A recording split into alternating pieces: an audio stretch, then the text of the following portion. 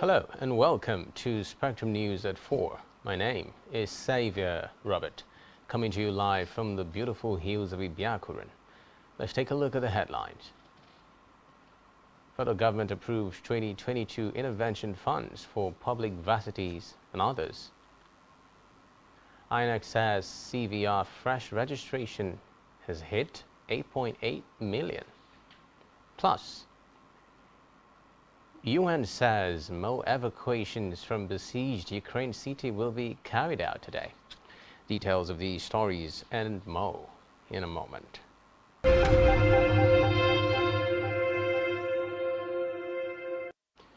First in our news today is a report that federal government has approved the 2022 intervention funds for public higher institutions across the country.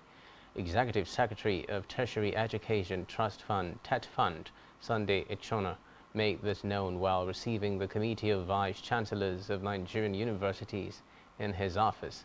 Echona said the meeting of all beneficiary institutions will be held by next week, Monday, to interact further on the proposed reforms that have been approved for implementation. He assured the Vice Chancellors of the fund's commitment to sustain the ongoing reforms in the sector, with increased emphasis on the content of its interventions, particularly in the areas of research, ICT, and in the areas of encouraging a reading culture in the society through publication of books. Echona also lamented the amount of resources being spent in sending children abroad for studies, urging universities, especially private ones, to create a niche and compete with foreign universities that are attracting out students in order to save cost. In another development, federal government through the Nigeria Railway Corporation has announced that it has reconnected the Abuja-Kaduna train service line that was bombed by terrorists on March 28, 2022 in Kaduna. It made this public just as domestic airlines raised an alarm over the hike in aviation fuel and its impact on airfares. A statement issued by the NRC and made available to newsmen stated that major track work on the rail line had been completed, adding that services would soon resume on the line. Meanwhile, federal government says the African Continental Free Trade Zone AfCFTA will be a game changer. Minister of Foreign Affairs Geoffrey Onyema said the AfCFTA will be the largest free trade area in the world and make doing business easier for countries with seamless access to 54 markets. Away from that, Vice President Yemi Osibanjo has arrived in Anambra State for a meeting with the All Progressives Congress stakeholders in the state.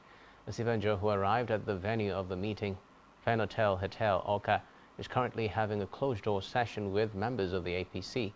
Reports say all the APC stakeholders were on the ground to receive the Vice President. Meanwhile, journalists have been asked to walk out of the venue of the meeting to allow for a tete-a-tete with members of the APC. The governor of the state, Professor Chukwuma Soludo, was on the ground to receive the Vice President at the Anambra International Cargo and Passenger Airport, Umueri. Away from that, the Minister of Information and Culture, Lai Mohammed, has said Nigeria has a vibrant, pluralistic and free press, which would not have been possible without an enabling environment. He said under the regime of President Muhammadu Buhari, the media will never be seen as a threat, but as key partners in the progress of the country. Mohammed, during the UNESCO World Report on Freedom of Expression 2021-2022 at the Regional Forum for West Africa, said they will further provide the leaders, media administrators, practitioners, and various stakeholders in the information sector insights into the successes achieved and the multi-dimensional challenges to freedom of expression and media development. The minister also urged media houses to set up a fact-checking desk to arrest the spread of misinformation and fake news. In politics, a presidential aspirant, Oke Uzo, has sued the People's Democratic Party (PDP) for allegedly denying him the opportunity to contest in the May 28 presidential primary. According to reports, the party had fixed its expression of interest and nomination forms at 40 million naira for aspirants vying for the office of the president.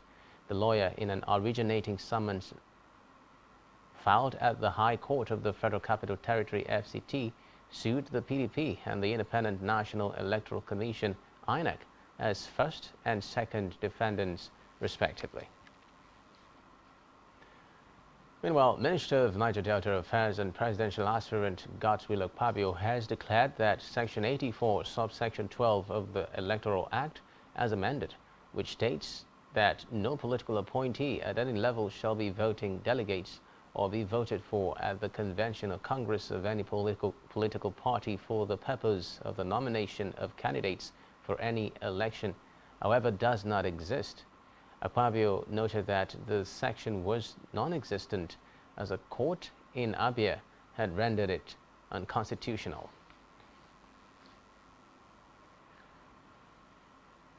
To judicial matters now, where the Supreme Court has partly resolved the ownership dispute in 17 oil wells ownership in favor of the Rivers State government.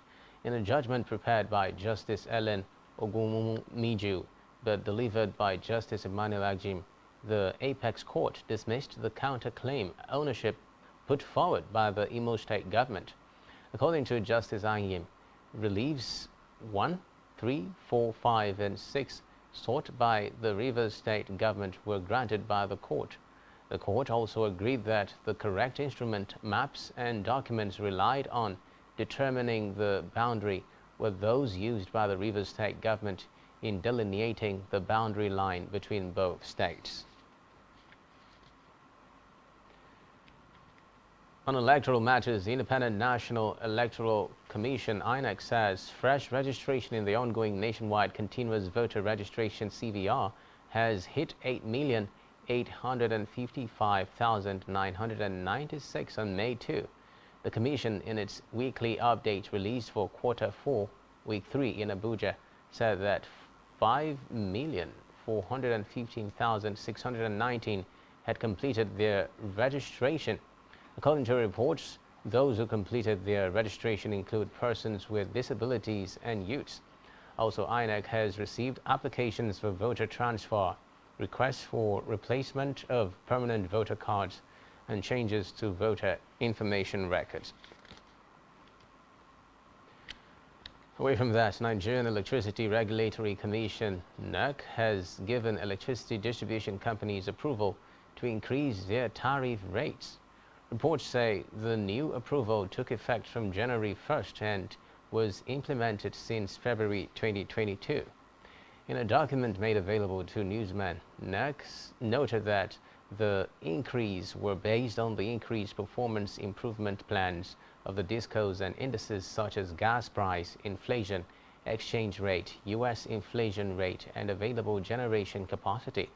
It added that these indices shall be reviewed in every 6 months to update the tariffs with changes in the indices as applicable in line with the MITO. In education, Senior Staff Association of Nigerian Universities (SANU) and the Non-Academic Staff Union of Universities (NASU) have resumed negotiations with the federal government towards finding a solution to the lingering strike. At resumption of talks between the Joint Action Committee of the unions and the government, NASU's General Secretary Peter Adeyemi said the meeting initiated by the Minister of Labour and Employment Chris Ngige appeared to be yielding some desired results.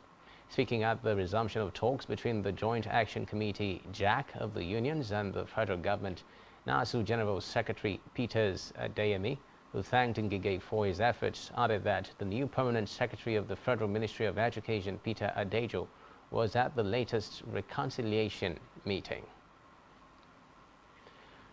Still in education, no fewer than 1.7 million candidates are set to take part in the 2022 Unified Tertiary Matriculation Examination (UTME) nationwide, scheduled to run from May 6 through May 16. The head media JAMB, Dr. Fabian Benjamin, who said that the board had put in place all measures to ensure the smooth conduct of the examination, added that all candidates would be checked into the examination hall using the biometric verification machine BVM, which is also a register of attendance in line with the board's policy. He further stated that the ban on prohibited items like flash drives, smart watches, calculators, recorders, mobile phones, spy reading glasses, jewelry, among others, was still in force, hence calling on candidates to be careful not to run foul of the law, as necessary sanctions would be meted out to violators of JAM's Code of Conduct. Away from that, Anambra State Governor Chukwuma Soludo has said that gunmen and those armed with sophisticated weapons terrorizing the people are not agitators but criminals who have seen crime as a lucrative business. In an interactive session with landlords in Onitsha, Soludo, who expressed deep concern that despite the extension of invitation by the state government to the gunmen to come out of their hiding and embrace dialogue, the criminals continued in their activities of killing, kidnapping and destruction because they saw criminality as a lucrative business, adding that the landlords and other critical stakeholders in the state had failed to expose them. He noted that the major programs of his administration at present included cleaning up of the state, security of lives and property, and provision of critical infrastructure like roads. A public health practitioner, Professor Ukeme Eyo, has identified exercise as the greatest exponent of public health. He, however, emphasizes the importance of proper nutrition for fitness and overall well-being. A correspondent completes this report. Any bodily activity that enhances or maintains physical fitness and overall health and wellness. Moderate intensive aerobic activities like walking, cycling, or swimming gets your heart beating faster, while other vigorous intensive activities like running or participating in any strenuous activities does not only improve muscle strength but also helps to stabilize body calories and weight. Staying fit through exercise offers incredible benefits that can improve nearly every aspect of your health, from reducing the risk of chronic diseases to improving the skin's appearance, as well as the production of hormones that clears the mind and helps you sleep better. However, Dr. Ukeme Eyo emphasizes the need for proper nutrition for fitness. Exercise is the greatest exponent of public health. You must burn down cholesterol. You must break down the stress. But get a good wholesome meal from the farm, like grandma used to give us, cook. All this fry, overly processed, they inject this chicken, inject this pig, inject this cow into the animal to hasten them to the market to make a quick bucks. Staying fit has been shown to have many health benefits, both physically and mentally. It may even help you live longer. Edidion Martin, reporting for Spectrum Television. Back here, residents in some parts of Uyo, Kwabum State capital, have decried the poor power supply in their maybe somewhere, maybe in the office or maybe around. So you see an old man or old woman paying bills for something he's not benefited for. So I appeal government should look. So there are some areas that, lack of electricity. There are some areas that do lack such thing. I run generator since morning till evening. Sometimes they will bring light. It will stay up to an hour and they will take it back. And you will still run gen throughout, plus the high cost of fuel now. Some days like last week, we stayed for 4 days, 3 days, not even a flash. But a week they brought bill. There was power supply that 2-3 days. After collecting the bills, I think we have not been seeing it much these days. I would have loved NEPA to do what government told them to do, to supply every citizen with a prepaid meter, not the one they sit down at home and quote. Because most of us, we are using there is no prepaid meter, so They just come give you bill, get the money and go. And when the energy is too high, it's too cost, people will run away from the business and they will not be able to work. The business will collapse. So I'm appealing for government to do something, tell our senator to reduce the tally. In Africa, Guinea authorities say they will prosecute former President Alpha Condé and 26 of his officials for violence surrounding his bid for a controversial third term in office.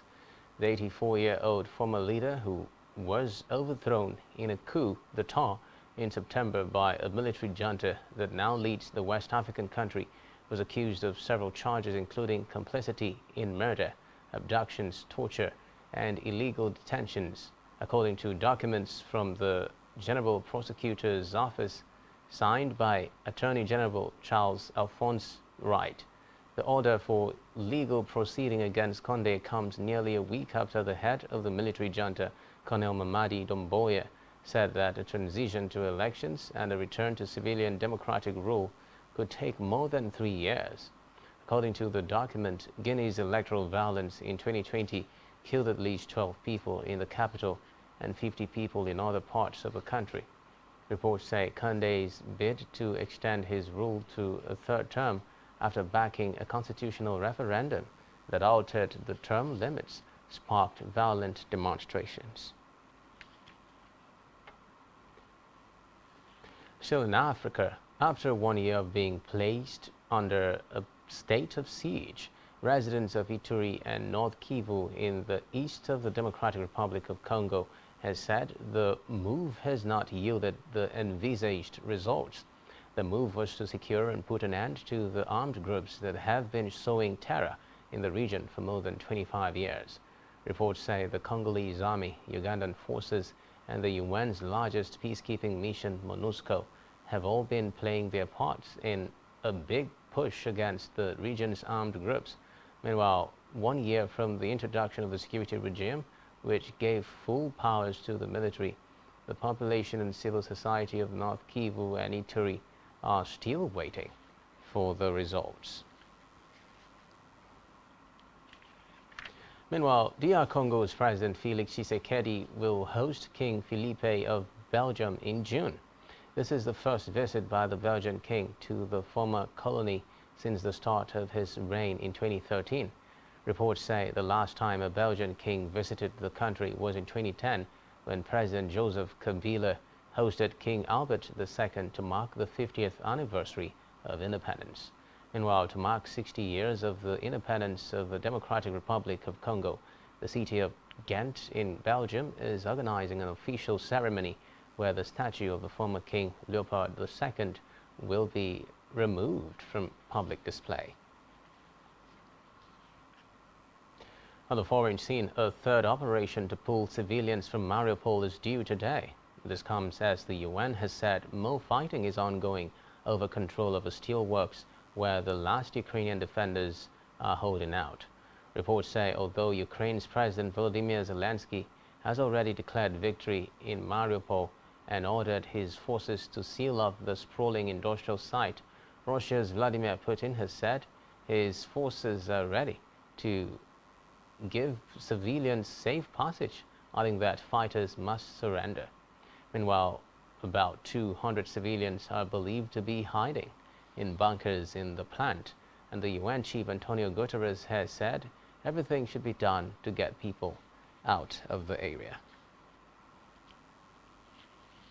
Still on the foreign scene, German Defense Minister Christine Lambrecht has said Germany will send Ukraine 7 self-propelled howitzers on top of 5 artillery systems. The heavy artillery systems being sent to Ukraine have been described by the German military as being among the most modern artillery in the world. Recall that German government has come under pressure from European allies for being slow off the mark in providing Ukraine with weapons before the country announced its first delivery last month.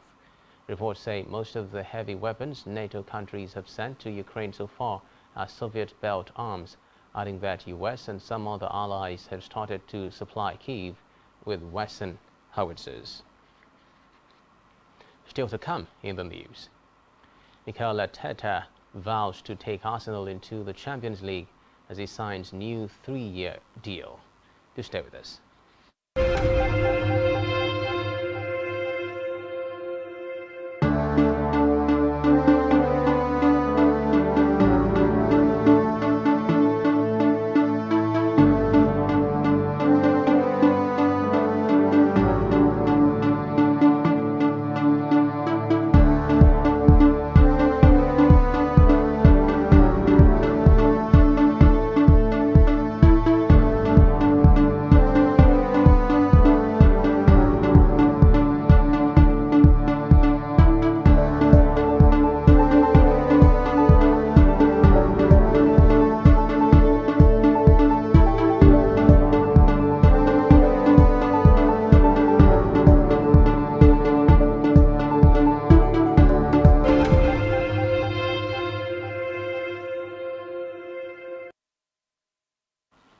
Many thanks for staying tuned. On our business news, Federal Operations Unit Zone A of Nigeria Customs Service says it intercepted 7,259 bags of 50 kg of foreign parboiled rice, which is equivalent to 12 trucks in April. The service said 12 suspects have so far been arrested by the unit in connection with the seizure of different contrabands and others. Addressing journalists, Customs Area Controller in charge of the unit, Hussein Ejebunu, said the unit discovered that the bags of rice were not fit for human consumption. Meanwhile, Nigeria made $565.5 million in crude oil and gas export sales in the first quarter of 2022, according to data from the Nigerian National Petroleum Company Limited. According to the data, the nation made $177.86 million from crude oil exports and $387.72 million from gas feedstock to Nigeria LNG Limited. The NNPC data also indicates that in January 2022, the nation earned $75.88 million from crude oil and $84.45 million from gas. In February, the nation earned $13.05 million from crude oil and $159.58 million from gas, while in March, Nigeria earned $88.93 million from crude oil and $143.69 million from gas. In health, Nigeria Center for Disease Control has said 22 states of the Federation and the Federal Capital Territory have reported 751 confirmed cases of Lassa fever in 2022. This number, according to the center, is apart from the 4,272 suspected cases reported so far in the country. The center also noted that 140 deaths have been reported so far, adding that Nigeria has continued to witness an increase in the number of Lassa fever cases amidst a decline in COVID-19 cases. NCDC therefore appealed to health workers to maintain a high index of suspicion for the disease, be vigilant and look out for symptoms of Lassa fever, stressing that not all fevers are malaria. Still in health, World Health Organization has said the COVID-19 pandemic killed 13.3 to 16.6 million people in 2020 and 2021. The World Health Organization's long-awaited estimate of the total number of deaths caused by the pandemic, including lives lost to its knock-on effects, finally puts a number on the broader impact of the crisis. Reports say the figures give a more realistic picture of the worst pandemic in a century. The figures, termed as excess mortality, were calculated as the difference between the number of deaths that occurred and the number that would have been expected in the absence of the pandemic, based on data from earlier years. In sports, Moses Simon has been named Nantes Player of the Month for April after his impressive form for the Canaries, beating teammates Quentin Merlin, Wylan Cypran and Khalifa Koulibaly to the award. He takes over from Merlin, who won the award for February and March. The Nigeria international garnered 59.51% of the total votes to emerge the winner. Reports say Simon had a productive April, scoring 3 goals and providing 1 assist in 5 league games in the month, adding that it is the second time he will scoop the award this season, having been voted the club's best player in September 2021 after his impressive performance. Still in sports, Arsenal has announced that Mikel Arteta has signed a contract extension, keeping him at the club until the end of the 2024-2025 season, with the manager laying out his ambitions to steer them into the Champions League. The Gunners are currently 4th in the Premier League, meaning they will qualify for a spot at Europe's elite table for the first time in 6 years, and the ambitious Arteta has vowed to take them to the next level. Reports say Arteta has put pen to paper on a new 3-year deal alongside women's boss Jonas Eidevall, with the club opting for a double signing at the Emirates Stadium. On entertainment, popular Barbadian singer Rihanna Fenty and her lover A$AP Rocky have sparked marriage rumors in a new music video released on Thursday. In the new video for A$AP Rocky's new song, DMB, the rapper starred Rihanna, who is currently expecting their new baby, as the lead character. Recall that A$AP Rocky in the romantic video proposed to the singer using his gold teeth grills, which spelled "Marry Me." Rihanna, clad in a red wedding dress with a matching veil and a bouquet of red roses, responded with her own grill, which spelled "I do." The 3-minute video ended with people throwing flower petals at the couple, which is usually done when newlyweds are ushered outside their marriage venue after exchanging vows.